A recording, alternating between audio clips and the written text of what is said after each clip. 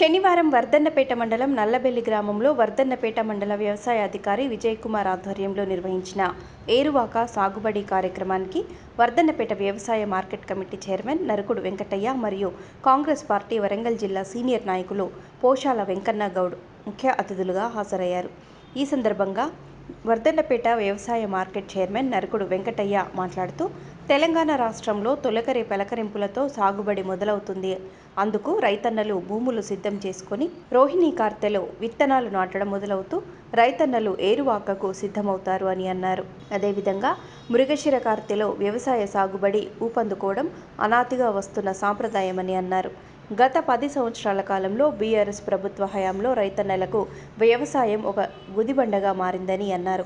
కానీ నేడు కాంగ్రెస్ ప్రజా ప్రభుత్వం వ్యవసాయం దండగ కాదు, ఒక పండగ అని నిరూపిస్తుందని అన్నారు. గత బీఆర్ఎస్ ప్రభుత్వ హయాంలో నాటి ముఖ్యమంత్రి కేసీఆర్ వరి వేసుకుంటే ఉరే అని వ్యవసాయాన్ని ఎద్దేవా చేశారు.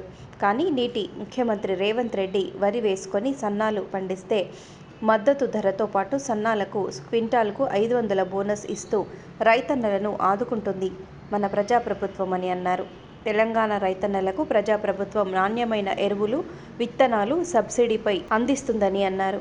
నకిలీ విత్తనాలు అమ్మి ఎటువంటి వారిపై పీడీ యాక్ట్ కేసులు కూడా పెట్టడం జరుగుతుందని తెలిపారు. కావున రైతులు ఎవరూ అధైర్యపడకూడదు. ఏరువాక మొదలై సాగుబడి ప్రారంభమవుతున్న ఈ తరుణంలో రైతులు వ్యవసాయాన్ని ఒక పండగలా చేసుకోవాలని హితవు పలికారు. యూరియా కొరత లేదు, యూరియా మోతాదు మించకుండా వాడుకోవాలి, నికర లాభాలు పొందాలి, రైతుల సిఫారసు చేయబడ్డ మోతాదులో మాత్రమే యూరియా వాడాలి, సాగు ఖర్చులు తగ్గించుకోవాలి.